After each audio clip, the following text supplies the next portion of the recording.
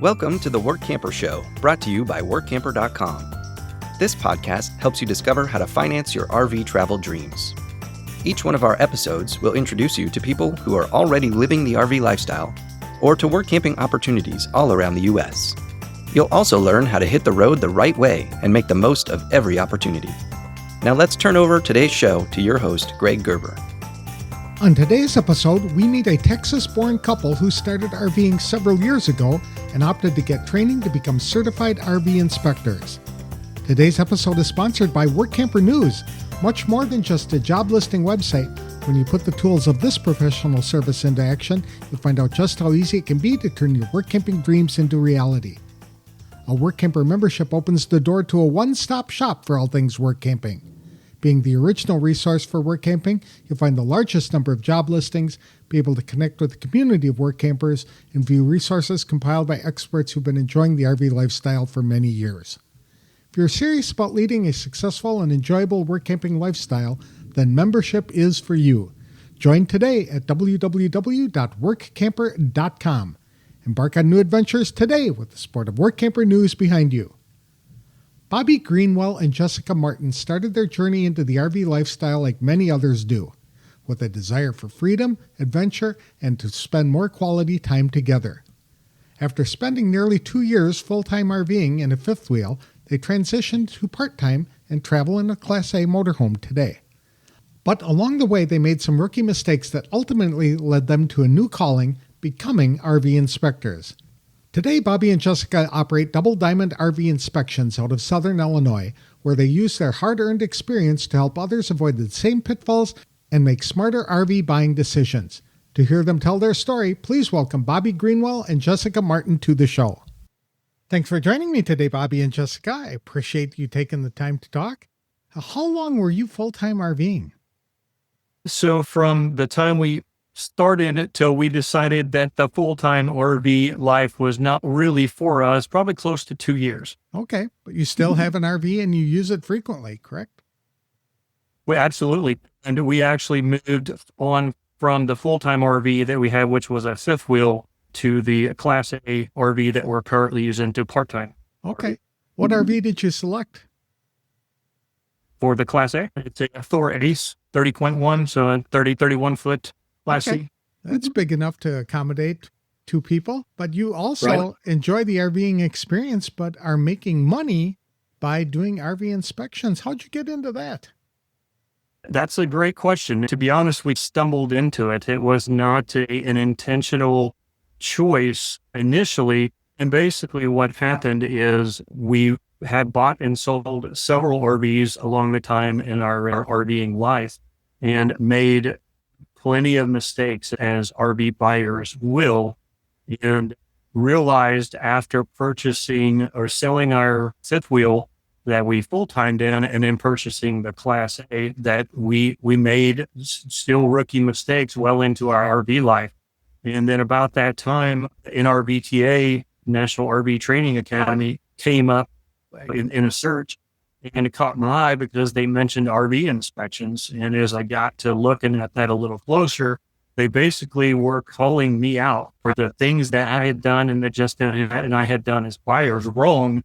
And I said, hey, this is an opportunity to help others hopefully learn from our mistakes and not make the same mistakes in advance.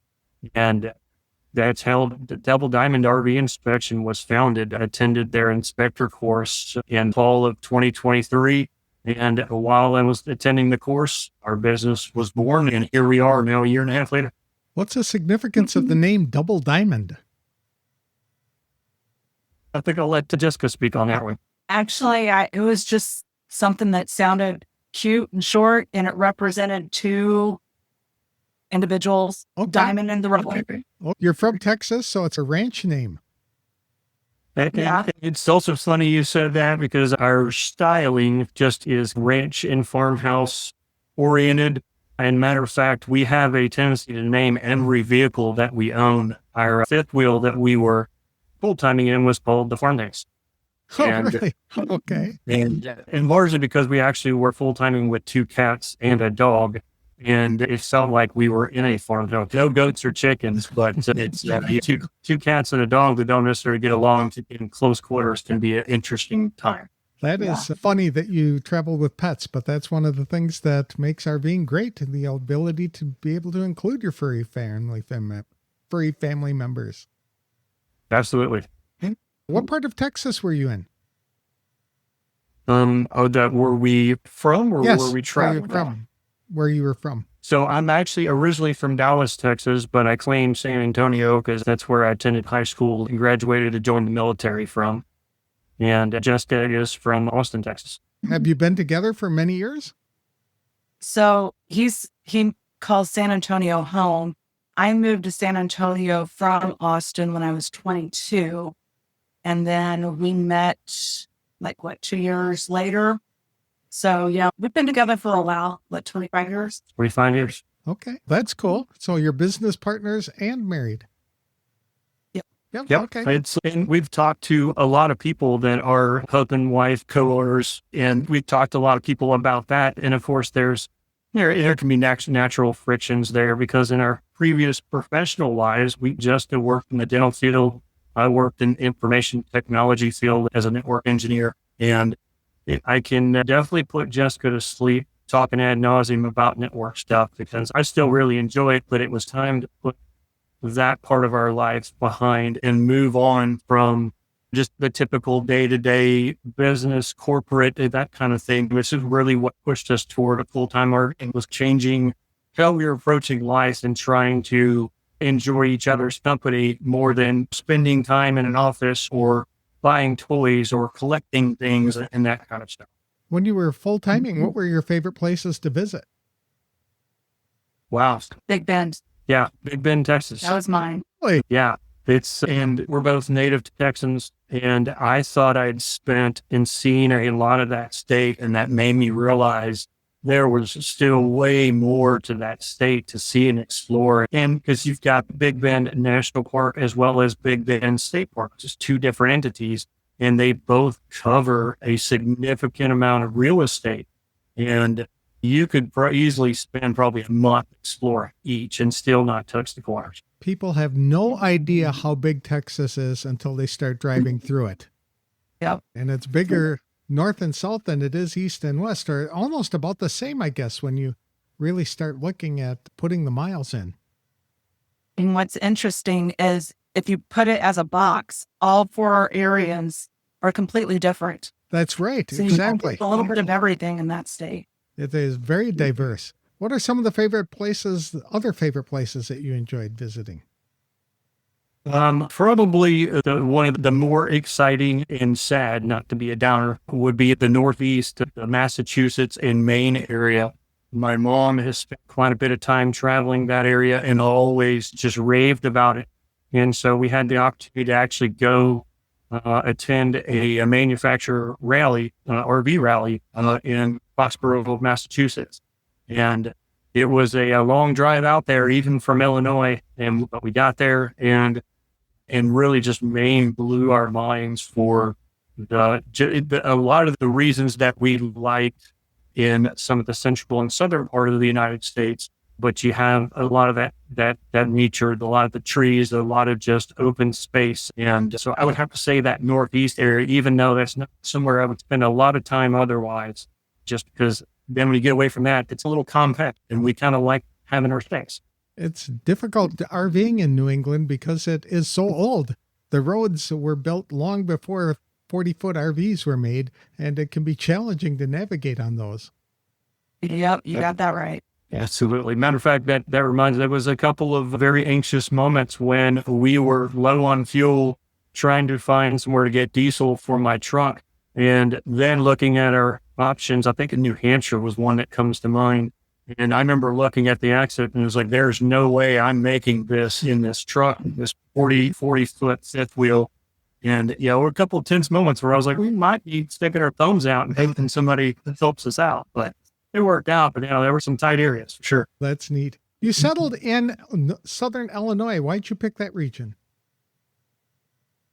It was a spot on the map, pretty much. It literally was a spot on the map. We were actually paracoasting in the Panhandle of Texas at what was It was Palo Duro Canyon.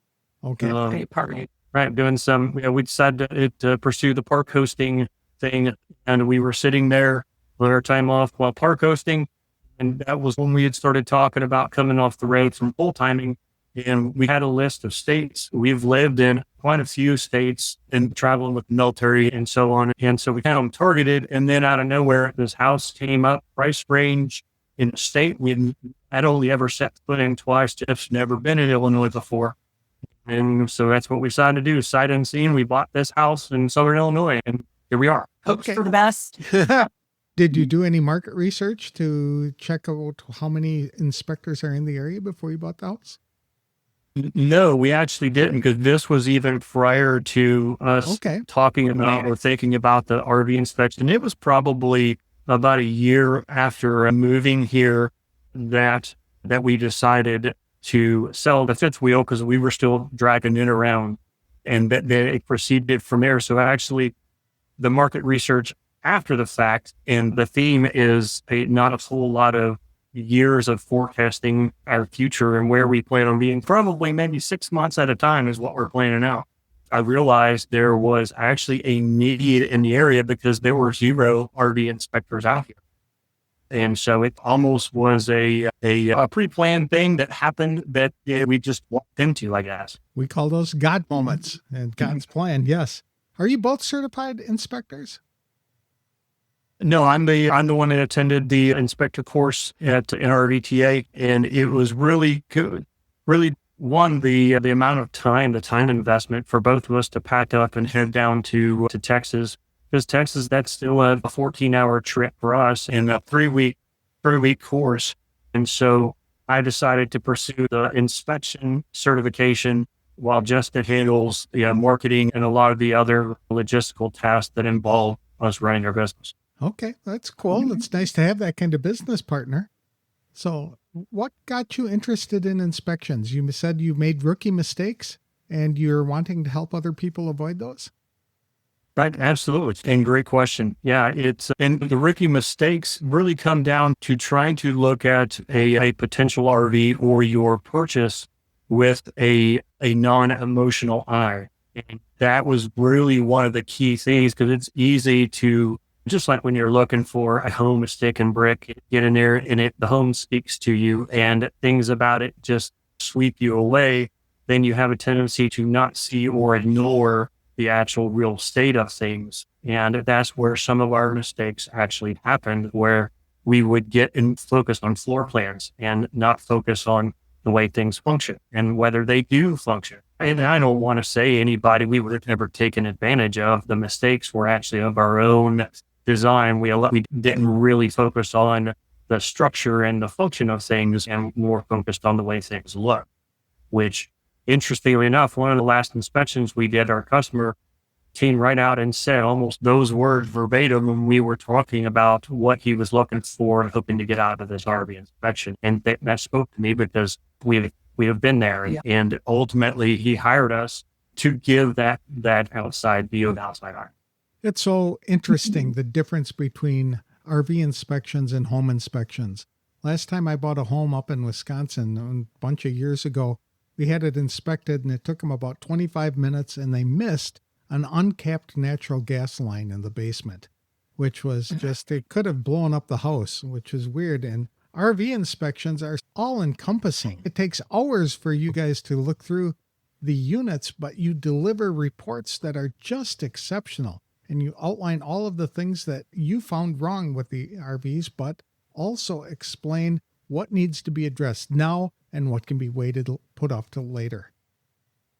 Absolutely. That was honestly one of the things, just looking at the possibility of feasibility of being an RV inspector. And those very things are what spoke to me about the program, in addition to the approach from a standardized way.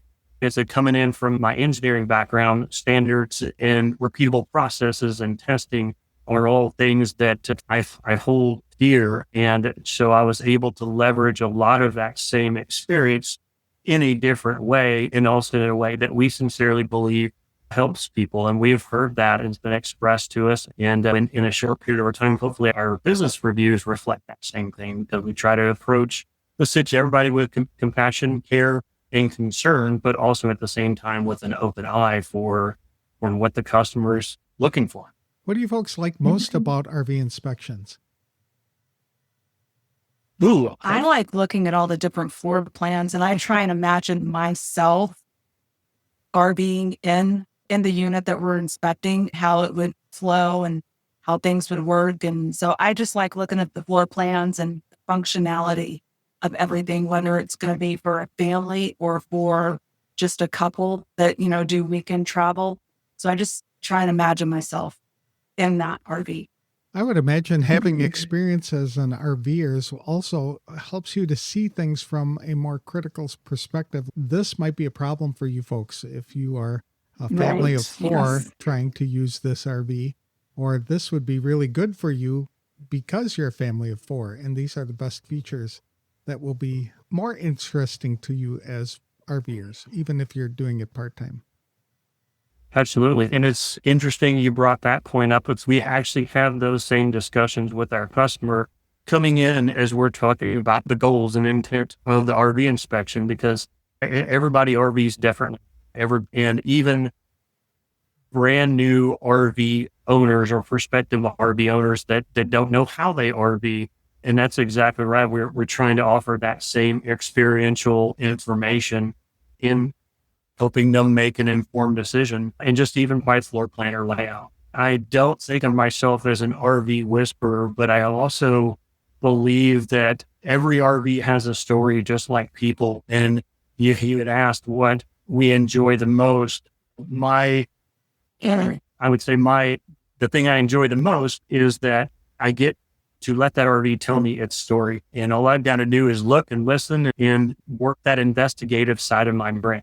A good investment to make for a couple $100 or even $1,000 or so to have an RV inspected before you buy a major purchase. Yeah, and we clearly believe the same. I'm clearly biased from that perspective because we run a business doing exactly that. But yeah, absolutely. What is your market area and how do you find your clients? So our market area, in short, is nationwide. However, given the market research and the availability or lack of availability of inspectors in a 5-state area around us, it primarily will be Illinois, Missouri, Kentucky, Indiana, and Tennessee. And we do have a couple of other inspectors up in the St. Louis, Missouri area that we are actually friends with and that we talk to quite often, and not compare notes, but we also believe peer support is a big deal. Help support each other. They are our competitors, but we try to support each other rather than go the opposite way with it. I understand you folks use Starlink as your internet provider. How do you like that? So I absolutely love it. I don't know. I do. I love it. Yeah. The interesting thing, especially moving from full-timing then into, we actually still use it in our house. We don't have a land-based internet connection here at our house, largely because we don't know when we may pick up in travel based on inspections, or just an interesting opportunity comes up and we want to go see something. It is absolutely not the most cost-effective internet solution out there. It is way on the high side. And really, our only difficulty there is during the inclement weather storms, especially like we've had in the last week and a half. And I think we even, with you, Greg, had a failed attempt at a interview here a few days ago. But as long as you got a view of the sky, it's phenomenal. That's neat. You folks do part-time RVing yet? Because you're both avid runners, I understand. What kind of events do you compete in? Oh, All kinds of events. Bobby is more into longer runs, like ultra marathoning. I like to take the easier ones. Half marathon is my limit. But our most recent long running trip was this past September to northern Indiana, where we assisted a friend of ours. She had a goal to do a 100 miler, and she asked us to crew and pace. crew and pace. And so Bobby paced her for the last 50 miles of her 100 miles. And I did more of the coordinating and bringing stuff to the aid stations to make sure that they were taken care of. But that's to do. People actually sign up and run 100-mile events? On purpose. On purpose. They do it. That's incredible. You'd need an RV after that because I'd be exhausted and sleeping for 3 weeks. Absolutely. And that actually, you brought that up, Greg, is one of the great benefits because you are taking your lodging with you. And you found after, especially while we were living in Colorado, we would go several hours away to attend some of these races. One of the hardest logistical challenges is lodging. There was one particular race that we went to, I don't know how many, multiples of years in a row. And it's a little bitty mountain town, and there's 2 hotels, and they're hosting thousands of runners. You see the clear logistical issue there. Right. So, to be able to even soften that logistical issue, just make things easier. And then you don't have to worry about trying to check out of a hotel and do some of those things. Plus, you have your own stuff around you. And so it can make it a lot easier trying to plan some of these things and make them a lot more fun because you're not working with some typical logistical challenges. That does create more. So I'm not going to say it makes it significantly easier. However, it's nice knowing you already have a rolling apartment that you just got to point the direction that you're trying to go and it can happen. But you can also cook your own meals and make them as healthy as you'd like them to be and bring the food with you and store it with you, which I would think would be super convenient.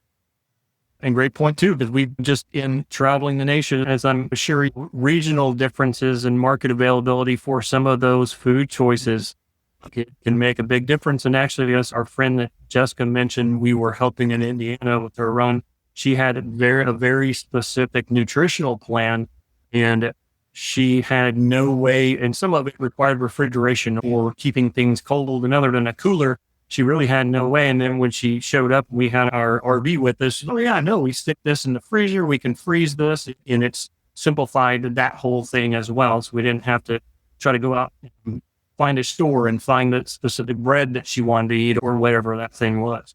I understand you folks embrace RVing from a different perspective in that you are frequently boondocking. How do you like that experience and what caused you to start that? So the boondocking thing was probably closest in idea to what Jessica and I believe the camping picture is when, if I was to take the picture of camping in my head and actually show it to somebody in real life, campgrounds are great and they're a great place to reset, but they can be a little people-y for us. And it gave us the chance to spend time again with each other. And one of the things in our professional lives prior to full-timing was finding that time outside of work when you're just trying to rest or when you're trying to relax. And it gave us that escape away to recharge. And one case in point, and actually it was a week before Christmas when we were in Colorado, we were sitting there trying to figure out what we were going to do. And both of us just looked at each other and let's unwinterize the RV and go in the mountains. And that's what we did. We spent a week in the mountains by ourselves with deer and snow. And it was an absolutely phenomenal experience. And it was pretty easy to do. It was all Bureau of Land Management, BLM land. And so you just go out there and do what you do. And it was just to hike and walk around and just be in the mountains. And still manage your business. We still manage our business, yeah. Do you have a solar system on board your motorhome? On this Class A, we do not. On our fifth wheel, we did, because the idea was with the full timing, we were going to be spending easily half our time boondocking. And I probably went a little overboard with the solar, but I found some great folks in Colorado that they had a similar perspective. And we probably spent a good solid month of just talking about function and use and doing as good of an analysis going into an installation as possible. And I probably overshot in a lot of respect. We did not opt for that solution on this Class A yet because we're not doing near as much boondocking as we were. But I also have a more generator on this Class A that I didn't have with the wheel. And so there were a few extra different things with a motor coach than with a towable. that I was like, okay, we can gamble. And it still absolutely is a potential planning item for this in the future. But, who knows? We may decide that we want to go to a Class B and see what Class B life is like. And probably won't happen, but it's possible. What are some mistakes that people make when selecting solar systems? You said that you went overboard a little bit. I would say one is undersizing. One of my I won't say my strengths, but one of the things I force myself to pay attention to is the math and the planning that goes into expected use and being honest about what you're going to use and how you're going to use it. So I would say probably the biggest mistake is being very conservative and undersizing, and then realizing after you have it done that, oh, I didn't think about just how much we were going to use the microwave or how much these appliances were actually going to get used, because it's the cost benefit ratio. You're trying to be conservative with it. And then you unintentionally put yourself in a corner and then end up having to spend more money to undo what you just did to actually size it appropriate. That's very good advice. I remember with computers many years ago that you would never regret spending more money on processing power or storage space. And so with RVs and solar, you would probably never regret having that as well. But there comes a limit where you're spending too much money for power you'll never need. True. Absolutely. And one of the interesting limiters with RVs and solar is real estate, where you can put these panels. Right. And you then have to decide and make very intentional, explicit decisions. And so, it's just one of those funny things, because when you've got all of the ground real estate, then you're like, sure, okay, I can go bigger or do whatever. But absolutely. One of the big planning considerations is how much real estate you have. Because one of the other options that I even talked to these gentlemen about in Colorado when we were doing planning for it was a cargo trailer loaded with batteries and panels on top. And really, how crazy do you want to get with this? There's a solution, but it's right sizing your solar needs, and the analysis is the big part going in. That makes sense. What did you like the best between motorhomes and fifth wheels? The fifth wheel was nice because storage, we had 2 bathrooms in it, just space and layout and like the degree of separation between animals and people. With the motorhome, I still like it a lot, but for different reasons. It's not for storage and space, but I like the fact that we are now able to tow our Jeep behind us. Whereas before, when we would move to another spot, Bobby was towing the fifth wheel and I would drive my Jeep. And now we're able to we downsized, and now we're able to tow my vehicle. John Huggins, the founder of Living the RV Dream, says that if you motor more than you're at home, you need a motor home. But if you're at home more than you motor, you need a fifth wheel. Would you agree with that? I would. That is absolutely a very succinct way of describing it.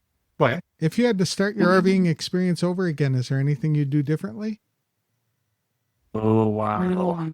That's a great question, Greg. I probably could talk about this one all day long and still miss things. But absolutely. One of the big ones, I think, for us would be same kind of like we were talking about. We mentioned right sizing your solar, really paying attention to your options for what you already in. And we went and ended up with 2 fifth wheels in a row because my mind wasn't open to a motorized or a motor coach. It was focused on fifth wheel towing. And so it would be going back and actually taking a real look, how do we plan on using this? But also know that our needs are very easily going to change and likely to change within a year. What about you, Jessica? Is there anything you would do differently? If we were to full-time RV again, Sure. do different ways, not too much, actually. When we chose the fifth wheel that we purchased, it was exactly what I wanted. And Bobby just planned the solar and made it better. I would not see us full-timing in a motor coach necessarily, not the one that we have now, because it's too small. Okay. You need more living space. That makes sense. Yeah. Is there any advice you would give to people considering becoming a work camper or jumping into the RV lifestyle? The work camping, absolutely, because we dabbled with the park hosting as well as work camps down in the low country of South Carolina for a winter. We were trying out the snowbird thing, and it actually worked well. And it was really, as far as work camping, was really look at areas that you want to visit or you see yourself visiting. And also don't discount what skills you actually bring, because there was a lot of things that I wasn't thinking about that applied in work camping that still came from my previous professional experience. And then once we got into it, I'm like, oh, wow, there were so many other intangible things that you bring in that we passed on some work camping opportunities because I was like, yeah, we don't fit the kind of demographic they're looking for, or some of the skills that this particular offering was looking for. I would say just take a look at where you want to visit and really look at the intangible skills that you offer to somebody that's looking to have you work. What about you, Jessica? Do you have any advice for people who are thinking about getting into the RV lifestyle? I actually, going back to the work camping topic, is a good opportunity for people that are going to go into full-time RVing, because work camping now, you can find a gig that pays. So supplementing your income that way is really good for people that are starting out with full-time RVing. And Bobby said, picking the areas that you want to go and explore, it just goes hand in hand. Very good. So yeah. How can people connect with you if they'd like to just connect with you or learn more about your business?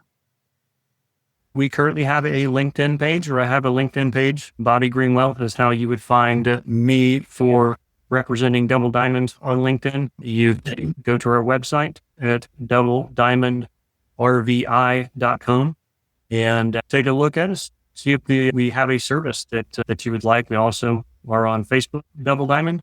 We pretty much double diamond everything. Yes, super. Thank you for sharing your story with me today. I'm glad it's working out for you, and you're doing a very valuable job for the industry by inspecting these RVs and helping new RVers get off on the right foot. So thank you. Thank you. Absolutely. We appreciate you having us, Greg.